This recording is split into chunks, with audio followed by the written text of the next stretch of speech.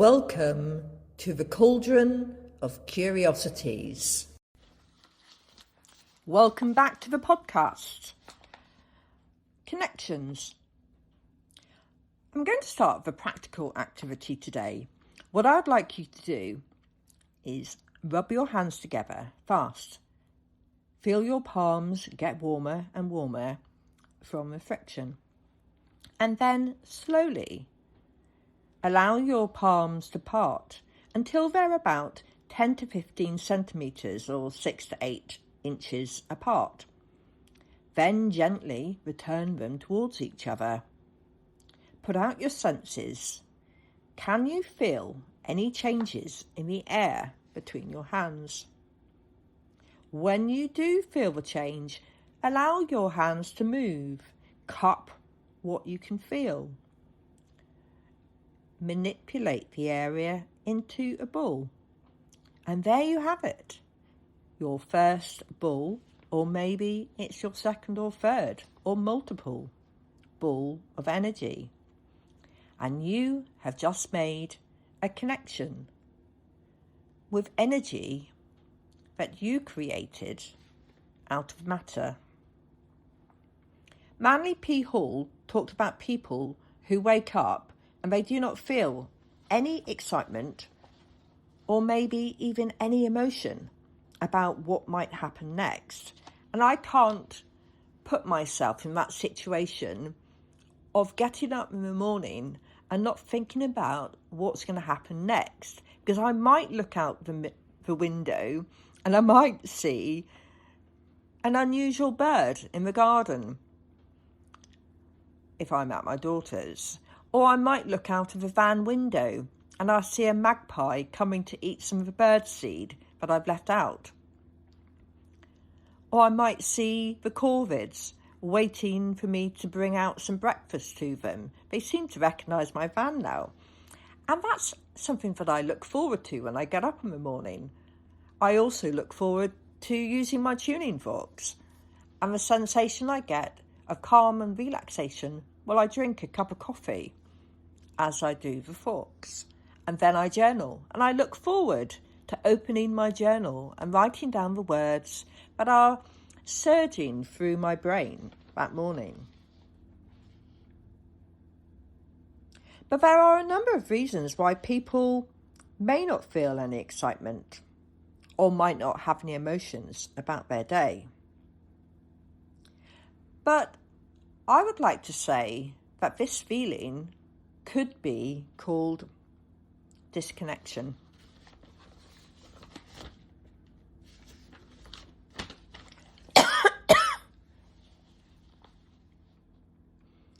I believe that if you maintain or create connections, it will help you adjust and lift yourself out of disconnection. I live currently without other humans, yet I do not feel lonely. I have a furry apprentice called Bumblebee, and Bumblebee makes frequent connections with my energy field throughout the day, often by booping me with his nose. As we are all matter, this means a part of his energy field connects with mine. You could say that each time he boops me, he is weaving molecular structure, changing both my form and his form. Another example is last year I experienced significant back pain, probably due to the damp weather interfering with my joint spaces. An increase of pressure in the joint space will press on the nerve endings, telling my brain to do something about it. Sometimes I would get an associated spasm, which would be managed well with warmth, increasing blood flow to the area, removing any chemical offshoots from my body's reaction to the pain message. It's a bit of a chemical experiment that's bubbling away inside my body, causing distress because my body is out of balance. So I went for a walk along a tree-lined track and I noticed the pain started to wear off. But what was happening? I was walking within the energy field of mature trees. I returned to my van, and as the chill, wet air kicked in and did its best to trigger the pain again. I thought, okay, I grabbed my seed pot and I went back to the trees, who gracefully eased my pains again. I felt the connection. I left bird seed at various points along the walk to say thank you, so that the birds could bring to the trees. The seed would allow them to bring what the trees needed. The other thing that I also do to say thank you that builds up a connection with the trees is I offer them Reiki, especially if there's any bark or branch damage to them. Another way to create a connection when out walking, and this is one I use on a regular basis, is to litter pick, and it allows you to create a connection with the earth or the plants that have been caught up in the litter that's been discarded. And removing the waste early prevents the plants from being damaged. On one occasion, I discovered a bright red mouse ear fungus when I was gathering plastic dog poo bags that someone had kindly left along the side of the track. Another day, the plastic was hiding snowdrop tips. Whilst out with my litter pick, I also meet people. Another connection. They greet me and thank me. But I realised I was not clearing the plastic in service of humanity. I was in service to Mother Earth, attempting to restore balance, and I was maintaining my connection with her. There are other sentient beings that will welcome gratitude, acknowledgement or healing, whether these are the small spider or the bumblebee that I fished out of the water trough, or the ancient tree that I unravelled the wire that had threatened to embed into its trunk. We are blessed by the opportunities to connect, and we could follow the indigenous gratitude ways by being grateful.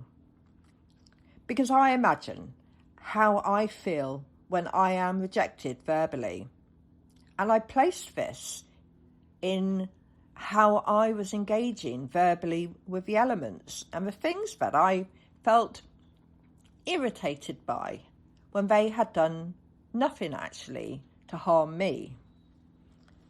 On one occasion I sat and I watched the rain on my windscreen, and I thought to myself, oh no, the rain's going to stop me from doing my chores. But I stopped myself. I caught myself quite early. And I looked at the rain and I remembered the rain is a natural resource. And the water is a huge element of who I am. And according to the weighing scales, it was 45.8% today. So why was I disconnecting? Why was I being rude to the rain? Why was I being rude to the element of water? And I considered, how about I change my attitude? We all need water. We are part water. We need water daily. So let me be clear here. I offered gratitude and I was grateful to the rain. And I said, thank you, water, for bringing the rain to the land so it can be absorbed by the roots to draw the nutrients up. Thank you, water, for flowing in the sap that makes the plants and me grow.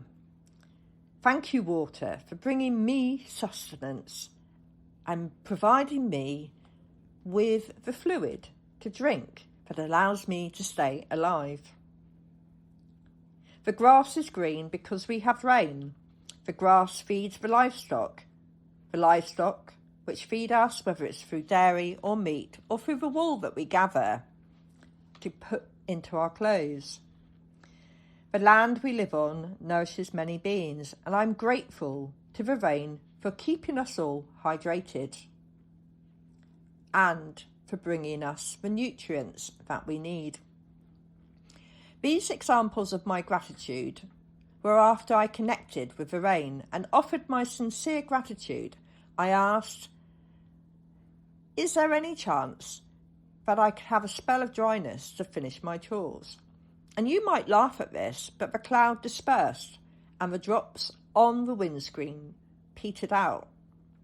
I gave gratitude again to the rain for allowing me to connect with it and hearing me on that day. The point that I considered was, when we communicate, we do not always consider how we are constructing our connection. I believe connection needs to come from a place of respect. We can be playful, but I found if I tried to control or I placed any attempts of ownership or allowed ego to sneak in, the connection coloured and it felt stale. So how do you maintain connection? Have a think about it, and who or what do you connect with? I like to think that I have a daily connection with nature and the earth and the elements, and I give gratitude to them. I give gratitude to the sun. When I see the sun rise, like many people did in my ancestors, agriculture would be nothing if it wasn't for the sunshine and the rain. And I give gratitude for them.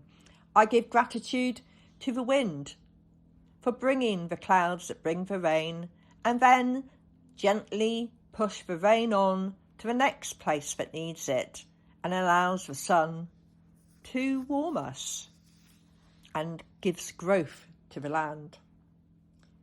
But here's the footnote. My success with human connection is not always so successful, despite me coming from a position of respect. And I know I'm not the only person who feels that way.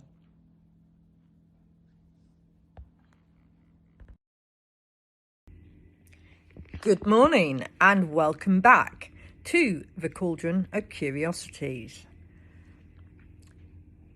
Respect for all beings. I was reading through the principles of Mark, and within truth, it is interpreted that the greatest goodness that which permeates all that exists, that all living creatures are sacred, and all are spiritual beings deserving of respect and honour. In propriety, Mark's principle means to be and do what is right according to the truth that all living creatures are spiritual beings and they all deserve to exist. I had been pondering on respect for some time.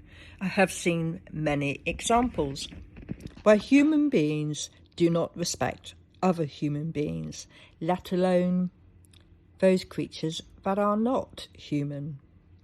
I'd even found myself at times standing in a place of ego, looking in confusion at what I perceived to be stupidity.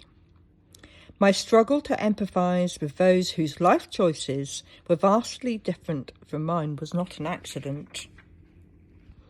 Part of our social behaviours creates a family, a gathering, a village or a tribe that follows an agreed pattern of rules, and we are raised to understand them. It gives strength and a sense of safety. When we observe that others do things differently, we struggle to understand why it works for them when our way seems so logical. There once was a community respect for all living beings, which is recorded as being the way of the indigenous cultures. The North American nations speak of all my relations, all our kin, not resources to be used. The Andean indigenous honour Pachamama, a living, sentient earth. Humans are participants, not managers. Again, they're not using, they are working with. The Australian Aboriginal culture holds the dreaming where animals, plants, landforms and humans are all ancestral beings. The land is alive. It is listening. And it is in relationship with all people. It's just some are more aware than others. There are worldwide animist traditions which see the spirit distributed through the living world. They see the tree as not just a thing with spirit added, it is a spirit expressing itself as a tree. In Shinto, the Japanese recognize kami, that there are spirits present in all things, including their tools. Then there is Jainism, where they believe all living beings possess a soul. Now, you may already know this, but maybe you don't. But it seems that those of us in the West treat life as inert. We treat all beings as a resource to be used. And where does that happen? And where are the sources that told people to do this? Unfortunately, the Bible is a book that records where it states that beings are lower than us, and it indicates to those that follow that word to maybe not respect other beings as much as themselves. And I asked, where did we go wrong?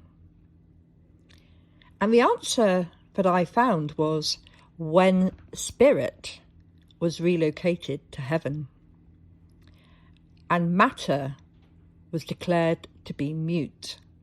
Humanity chose the ugly path of using, owning, and taking without asking.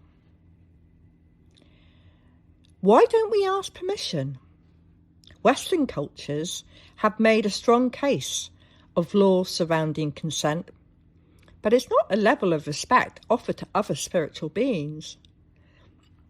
Before you pick the flower that will fade and brown in your vase, do you ask, may I pick you?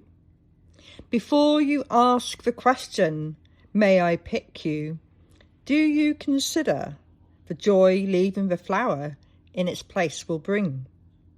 The sustenance to an insect that feeds off the pollen. Do you think about this, or do you just take the flower?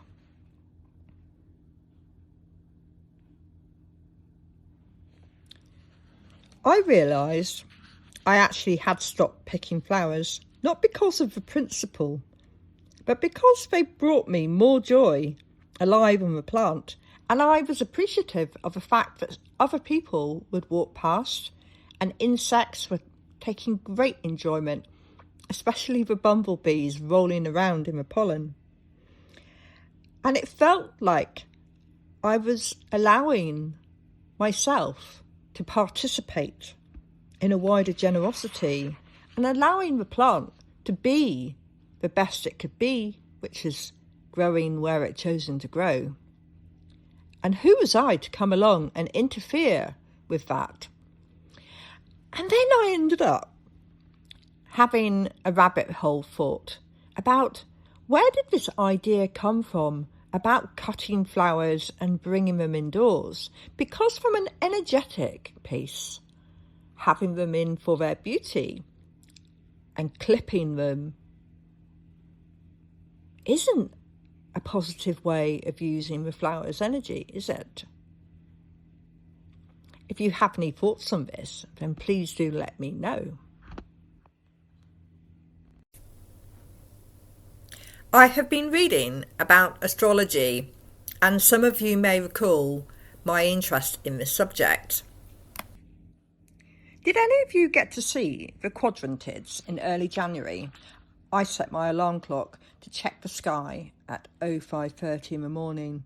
Unfortunately, there were plenty of clouds, and although I could see the silvery moon lining the clouds, there was no sign of any meteors.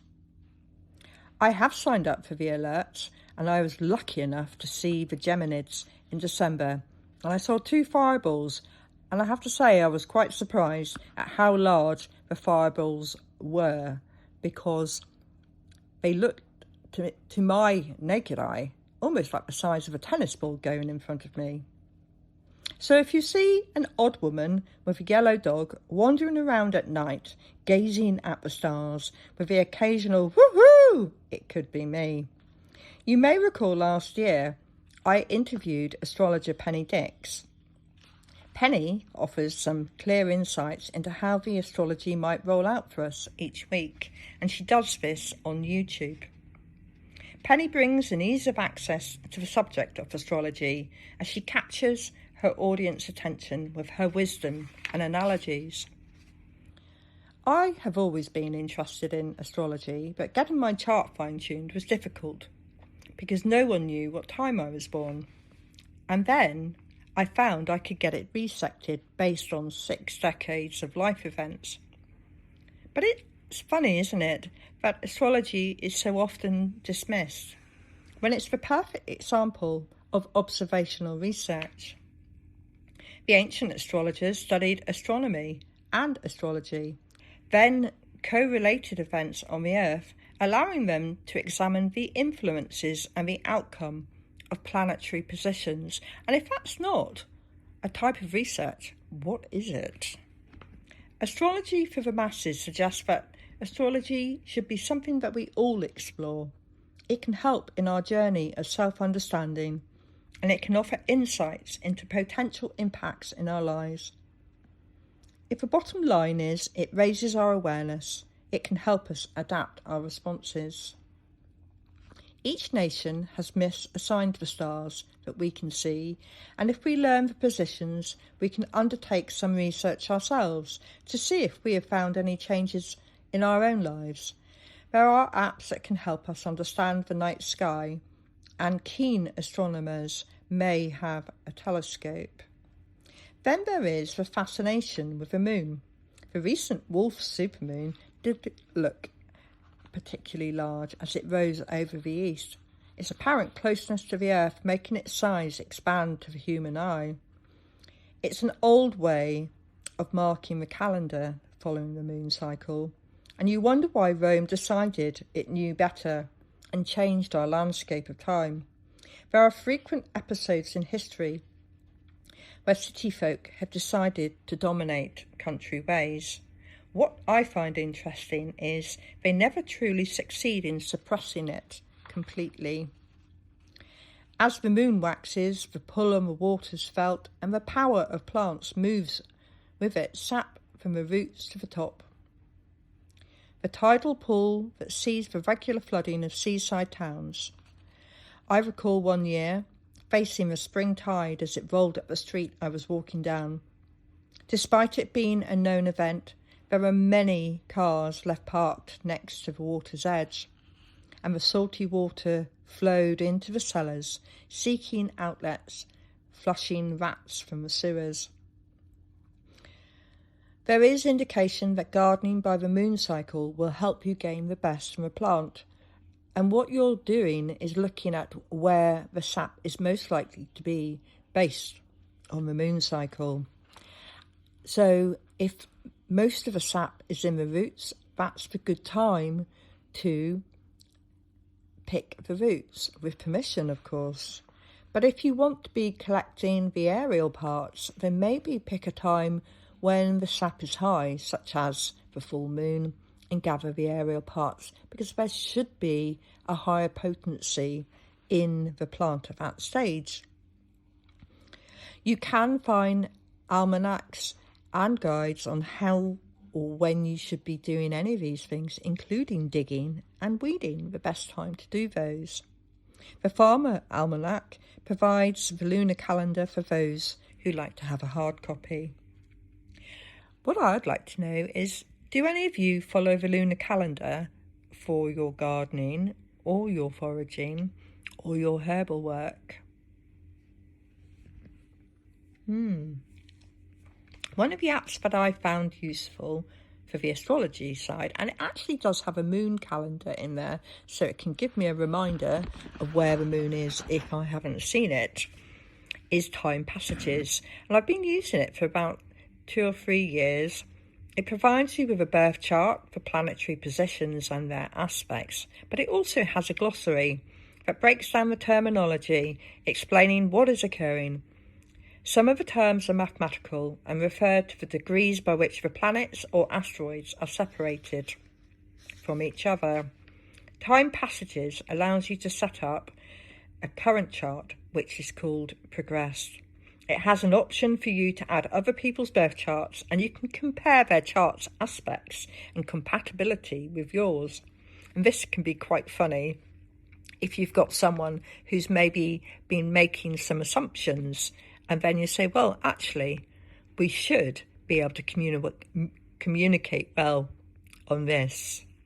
We should be able to communicate on these subjects well.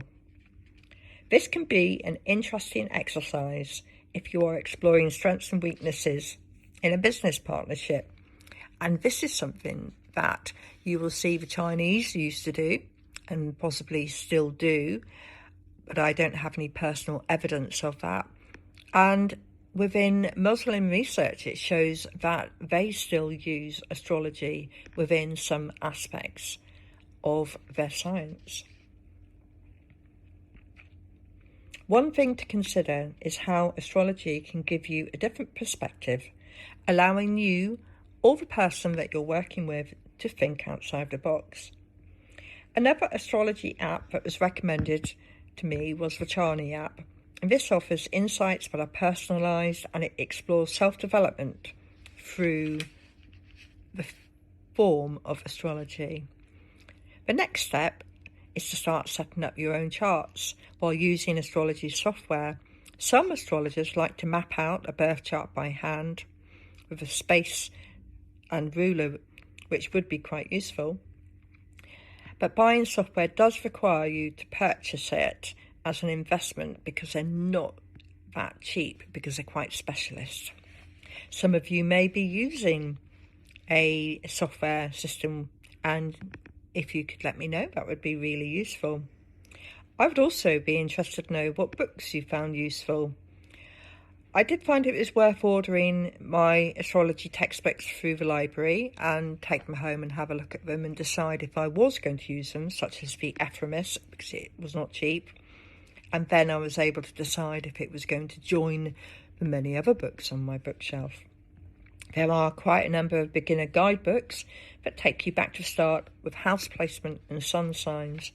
And Teresa Reed has written several about astrology that you might find useful. And she takes you through step by step. She also has written some books about tarot. I managed to find a second-hand copy of Grant Levi's Astrology for the Millions. It's described as a foundational guide teaching readers to cast and interpret their own charts. But I found this book a great insight into the validity of astrological science. I also found it interesting to read about strategically important leaders being guided by astrologers, which suggests the importance of specific dates for aligned activities. Astrology can be used to explore historical transits and identify the planetary influence on people and events in the way that the old astronomers used to. And Chris Brennan on the Astrology podcast does this every month if you want to zoom in with him. One of the most notable people who used an astrologer was Hitler, and he did take astrological advice for invading France in 1940. So have a look. Tell me what you think. Are you aware of any leaders recently who've been using astrology to help them pick specific dates? Or are you aware of your own observations of where you know about the astrological influences that could be aligned with the things that you have seen happening?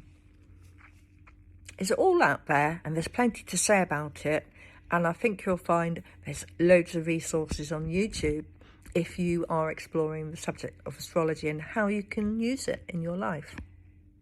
But if you want to discuss it with me, you could always send me an email, info@thedandelionmoon.co.uk, or you can find me on Ko-fi, the Cauldron of Curiosities, buy me a coffee, or you can always sign up to membership on Ko-fi, where I run a monthly WhatsApp group and a Facebook group. Take care. Thank you. Foragers' feedback. What should you be looking for? One of the things that will make a difference is, where do you live? Where do you walk? Do you go to places that are exposed to the elements, such as coastal paths? Or do you go into the woods where plants are protected? It's like, you might say, I'm not likely to find many fungi on a coastal path, but if you walk along the Lizard in southeast Cornwall, you will find fungi growing amongst the plants there. But I do recall walking in Wales on the coastal path, and there were sections which had been eaten down by sheep, and I didn't see so many fungi there, and it tended to have a lower growing plant on that cliff top. You go into the woods. The trees protect a large number of plants that might grow around their roots. So it's all dependent, isn't it? I like to change the places that I walk on a regular basis. So I might walk along the canal path one day, which is generally quite well protected with the hedges, unless you are, as I say, in an area that you know is cutting through the moors or a more barren area. But what about the places that go through the back lanes of cities? And some of the canals do that as well, don't they? So it's quite interesting thinking about where we live and our habitat and what we're most likely to find. It always surprises me when I visit my daughter in Coventry that there are these pockets of plants and trees that remind you that despite the grey buildings, there is actually plenty going on. So do let me know in the comments what you're finding. What's outside your door? Do you grow plants in your garden? Do you have a window box?